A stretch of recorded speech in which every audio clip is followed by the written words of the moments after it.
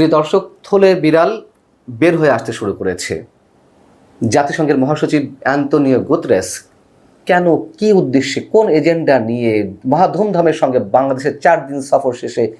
আসসালামু আলাইকুম প্রিয় দর্শক শ্রোতা, বেরিয়ে আসলো থলের বিড়াল। জাতিসংঘের মহাসচিব এবং ডক্টর ইউনূসের মাস্টার প্ল্যান কী ছিল, অবশেষে তা প্রমাণ হলো। চলুন ভিডিওতে বিস্তারিত দেখে আসি। সাংবাদিক পান্না গুরুত্বপূর্ণ তথ্য দিয়েছেন। আসসালামু আলাইকুম প্রিয় দর্শক, থলের বিড়াল বের হয়ে আসতে শুরু করেছে। জাতিসংঘের মহাসচিব অ্যান্তোনিও গুতেরেস কেন, কি উদ্দেশ্যে, কোন এজেন্ডা নিয়ে মহা ধুমধামের সঙ্গে বাংলাদেশের 4 দিন সফর শেষে ফিরে গেলেন। কিছু কিছু বিষয় একেবারে সুনির্দিষ্টভাবে আপনাদের সামনে তুলে ধরলে খুব খোলাসা হবে যে কি উদ্দেশ্য নিয়ে তিনি এসেছিলেন, কারা তাকে নিয়ে এসেছিলেন। বিভিন্ন রাজনৈতিক দলের সঙ্গে জাতিসংঘের লোকাল অফিস রাউন্ড টেবিল বৈঠকের আয়োজন করলেও কারা সেখানে কন্ডাক্ট করেছিল, সঞ্চালনা করেছিল।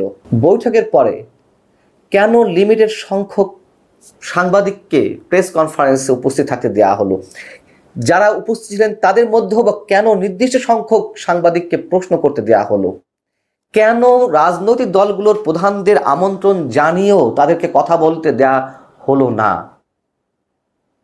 কি তার সামনে অর্থাৎ জাতিসংঘের মহাসচিবের সামনে কোন বিষয়টি সবচেয়ে গুরুত্বের সঙ্গে তুলে ধরার চেষ্টা করা হয়েছে সরকারের পক্ষ থেকে। আসুন ছোট ছোট করে কয়েকটি প্রশ্ন উত্তর আমরা মিলাই। প্রথম কথা হচ্ছে, শনিবার দুপুর 1টায়, একেবারে নির্দিষ্টভাবে বলছি, দুপুর 1টা থেকে 3টা পর্যন্ত জাতিসংঘের লোকাল অফিসের মাধ্যমে রাজনৈতিক দলের প্রধানদেরকে আমন্ত্রণ জানানো হয়েছিল রাউন্ড টেবিল বৈঠকে উপস্থিত থাকার জন্য। প্রথম কথা হচ্ছে, জাতিসংঘের আয়োজিত গোল টেবিল বৈঠকে যিনি সঞ্চালনা করলেন, কন্ডাক্ট করলেন মিটিংটি, তিনি কে? সরকারের আইন উপদেষ্টা ডক্টর আসিফ নজরুল। তিনি কেন কন্ডাক্ট করবেন? এটা তো জাতিসংঘের প্রোগ্রাম, সরকারের তো নয়। এবং দুপুর 1টায় মিটিং শুরু হওয়ার কথা থাকলেও হঠাৎ করে 1টার দিকে বা 12:30টার দিকে ফোন যেতে লাগলো বিভিন্ন রাজনৈতিক দলের প্রধানের কাছে যে আপনারা আসছেন না কেন। তারা বললেন যে আমরা তো আসবো, দুপুর 1টায় মিটিং শুরু, রাউন্ড টেবিল। তাড়াহুড়া করা হলো যে না না, এখনই চলে আসুন। তারা যে যেমন পারে চলে গেছেন এবং সেখানে যাওয়ার পরে বিএনপির মহাসচিব, বিএনপির প্রতিনিধি হয়ে যাওয়া মির্জা ফখরুল ইসলাম আলমগীরকে 3 মিনিটের মতো বক্তব্য দিতে দেওয়া হলো। মাহমুদুর রহমান মান্না, বর্ষিয়ান রাজনীতিবিদ, নাগরিক ঐক্যের সভাপতি, তাকে বক্তব্য দিতে দেওয়ার সময় বলে দেওয়া হলো 2 মিনিট আপনার জন্য নির্ধারিত সময়। কত বড় অপমান করা হচ্ছে এক একজনকে। আর রহিদ হোসেন প্রিন্সের মতো মানুষজনদেরকে, যারা বাংলাদেশের কমিউনিস্ট পার্টির সাধারণ সম্পাদকের পদবি হোল্ড করেন, তাদেরকে বক্তব্য দিতে দেওয়া হলো না। এরকম আরও অনেককে বক্তব্য দিতে দেওয়া হয়নি। কেন? অজুহাত হচ্ছে তারা দেরি করে গেছেন। তারা তো দুপুর 1টার মিটিং হিসেবে রওনা দেওয়ার কথা ছিল, তারপরেও তারা তড়িঘড়ি করে গেছেন ফোন পাওয়ার পরে। তারপরেও মানলাম যে মিটিংয়ে দেরি করে গেছেন, তাদেরকে বক্তব্য দিতে দেওয়া হয়নি। কিন্তু যারা আরও পরে গেছেন, জাতীয় নাগরিক পার্টির আহ্বায়ক নাহিদ ইসলাম, যুগ্ম আহ্বায়ক সামান্তা শারমিন, তারা তো আরও পরে গেছেন, গিয়ে তারা বক্তব্য দেওয়ার সুযোগ পেয়েছেন, আয়েশি ভঙ্গিতে বক্তব্য দিয়েছেন এবং এতে করে রাজনীতিবিদরা অপমান বোধ করেছেন। অপমানিত বোধ করার কারণে তারা টেক্সট পাঠিয়েছেন জাতিসংঘের কান্ট্রি অফিসের যিনি আবাসিক প্রতিনিধি গোয়েন লুইসের কাছে যে কেন আমাদেরকে ডেকে নিয়ে কথা বলতে দেওয়া হলো না, এটা তো অপমান করা হয়েছে। তিনি সরি বলেছেন, এক্সকিউজ দেখানোর চেষ্টা করেছেন। তিনি বলেছেন কন্ডাক্ট আমরা করছিলাম না, সরকারের আইন উপদেষ্টা করছিলেন, তারপরও আমরা ক্ষমা প্রার্থী। তারা ক্ষমা চেয়েছেন, সেসব রেকর্ড আমার কাছে আছে। এবং যারা সেখানে গিয়ে কথা বলতে পারেননি, অপমান করা হয়েছে, তাদের সঙ্গে আমি কথা বলেছি। বিশেষ করে রহিদ হোসেন প্রিন্সের সঙ্গে আমি কথা বলেছি। তিনি এইসব ঘটনার সত্যতা স্বীকার করেছেন।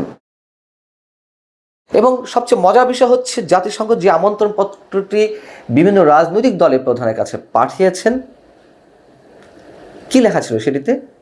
আমি একটা সেন্টেন্স আপনাদের সামনে তুলে ধরি। লেখা ছিল, গোয়েন লুইস বলছেন জাতিসংঘের পক্ষ থেকে, I would like to request your esteemed presence in round table that the UN Secretary General wishes to have regarding the consensus process on reforms, মানে সংস্কার বিষয়ে তিনি কথা বলবেন। স্পেসিফিক এখানে উল্লেখ করা হচ্ছে কে অধিকার দিয়েছে তাকে সংস্কার বিষয়ে কথা বলা, বাংলাদেশের রাজনীতি হস্তক্ষেপ করার। আচ্ছা, পরবর্তীতে যে প্রেস কনফারেন্স হলো সেটি সম্বন্ধে একটু বলতে চাই। তার আগে আরেকটি জিনিস মনে করিয়ে দিতে চাই, এই যে তড়িঘড়ি করে সবাইকে শিডিউল টাইমের আগে ডেকে নিয়ে যাওয়া হলো, কেন ডেকে নিয়ে যাওয়া হলো জানেন? কারণটি হচ্ছে তড়িঘড়ি করে ওর মধ্যে আরও একটি শিডিউল ঢুকানো হয়েছে। ছাত্র সমন্বয়কদের বা ছাত্র প্রতিনিধিদের একটি সংগঠনের সঙ্গে তিনি বৈঠক করবেন, এবং তাই হয়েছে। রাজনৈতিক দলের প্রধানদের সঙ্গে বৈঠকের পরে একটা ছাত্র সংগঠনের সঙ্গে বৈঠক হয়েছে, এবং সব জায়গাতে সংস্কারকে গুরুত্ব সহকারে তুলে ধরার একটি ব্যবস্থা, এবং সরকারের কাছ থেকে জাতিসংঘের মাধ্যমে এটি বোঝানোর চেষ্টা করা হচ্ছিল জাতিসংঘ সংস্কারকে খুব গুরুত্ব দিচ্ছে, এটি করতে হবে, এবং সেই ধরনের বক্তব্য ছাত্রদের পক্ষ থেকে এসেছে যে আগে সংস্কার, গণপরিষদ নির্বাচন, বিচার, তারপর নির্বাচন। মানুষ এখন এত বোকা নেই। এবং তারপরে যে কনফারেন্সের কথা বলছিলাম, প্রেস কনফারেন্সের কথা, আমাদের পররাষ্ট্র সচিব এবং জাতিসংঘের মহাসচিব অ্যান্তোনিও গুতেরেস যৌথ সংবাদ সম্মেলন করলেন। সেই সংবাদ সম্মেলনে কি করা হলো? যারা পররাষ্ট্র বিট করেন, সাংবাদিকতায় যারা ফরেন বিট করেন, তাদেরকে থাকতে দেয়া হলো না সবাইকে, হাতে গোনা কয়েকজনকে সেই সংবাদ সম্মেলনে থাকার অনুমতি দেওয়া হলো। আরও অদ্ভুত বিষয়, যারা উপস্থিত থাকলেন তো থাকলেনই, তাদের সবাই আবার প্রশ্ন করতে পারবেন না। প্রশ্ন করবে কারা? আগে থেকে পূর্ব নির্ধারিত 4 জনের নাম ঘোষণা করা হলো যে এই 4 জন প্রশ্ন করবেন। সেই 4 জনের মধ্যে কারা?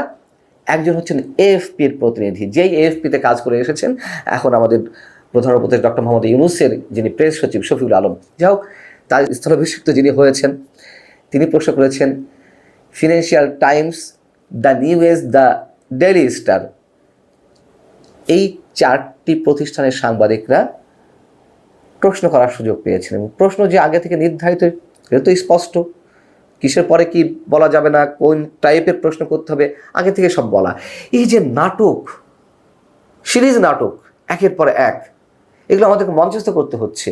এবং এটা তো স্পষ্ট, খুব ভালোভাবেই স্পষ্ট যে